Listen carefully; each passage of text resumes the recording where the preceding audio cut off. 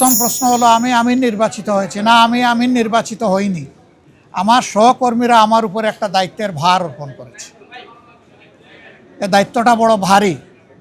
আপনারা দোয়া করবেন দেশ এবং দিনের জন্য এই দায়িত্ব পালনে আল্লাহ যেন আমাকে সাহায্য করেন। আর পাশাপাশি আমি আপনাদেরও সহযোগিতা চাই।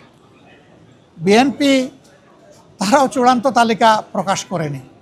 আমি দেখেছি 237টা আসনে তারা তালিকা প্রকাশ করেছেন, আবার প্রশ্ন উত্তরে বলেছেন এটি চূড়ান্ত নয়, এর মধ্যেও পরিবর্তন আসতে পারে। আমরা কিন্তু 1 বছর আগেই প্রায় এই তালিকা বিভিন্নভাবে আঞ্চলিকভাবে আমরা এটা জানিয়ে দিয়েছি। চূড়ান্ত তালিকাটা সময় মতো আমরা ইনশাল্লাহ কেন্দ্রের পক্ষ থেকে ঘোষণা করব।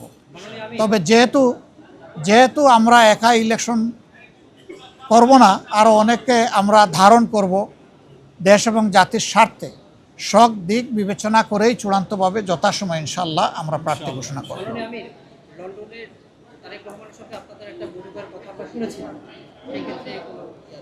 আপনারা শুনেছেন, আমি শুনি নাই।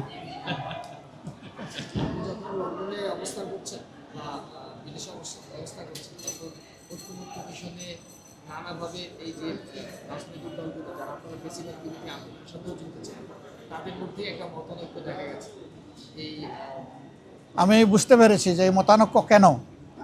আমাদের মধ্যে মতানৈক্য হোক, তবে দোয়া করেন মত বিরোধ যেন না হয়। মতের ভিন্নতা থাকবে, এটাই গণতন্ত্রের সৌন্দর্য। সব দল তো এক দল নয়, সবগুলা দল ভিন্ন ভিন্ন, তাদের দৃষ্টিভঙ্গিতেও কিছু পার্থক্য থাকবে, এটাই স্বাভাবিক। আমরা সকলের মতকে শ্রদ্ধার সাথে দেখি। তবে আমরা নিজেরা যে মতটা প্রকাশ করি, আমরা চেষ্টা করি চিন্তা ভাবনা করে জাতির স্বার্থেই সেই মতগুলা প্রকাশ করার। অতএব মতানৈক্য এটা ডেমোক্রেসির সৌন্দর্য।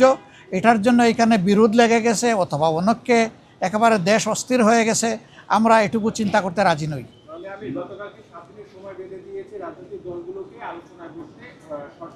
না, ওনারা বেঁধে দেয়নি, আমি এটাও শুনেছি ভালো করে। ওনারা অনুরোধ করেছে যে 1 সপ্তাহ সময়ের ভিতরে রাজনৈতিক দলগুলা বসে যদি একটা কনসেনসাসে পৌঁছতে পারে, সরকারের জন্য এটা ভালো।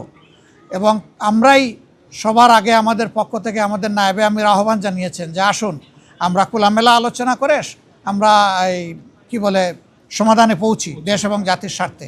আমরা আশা করি অন্যরা আমাদের এই আহ্বানকে সাড়া দেবেন ইনশাল্লাহ। গণভোটের ব্যাপারে তো আমরা আমাদের দৃষ্টিভঙ্গি অলরেডি আমরা দিয়ে দিয়েছি। ফেব্রুয়ারিতে নির্বাচন আমরা দেশবাসী সবাই দেখতে চাই ইনশাল্লাহ। শুধু আমরা না, সবাইকে নিয়ে আমরা দেখতে চাই।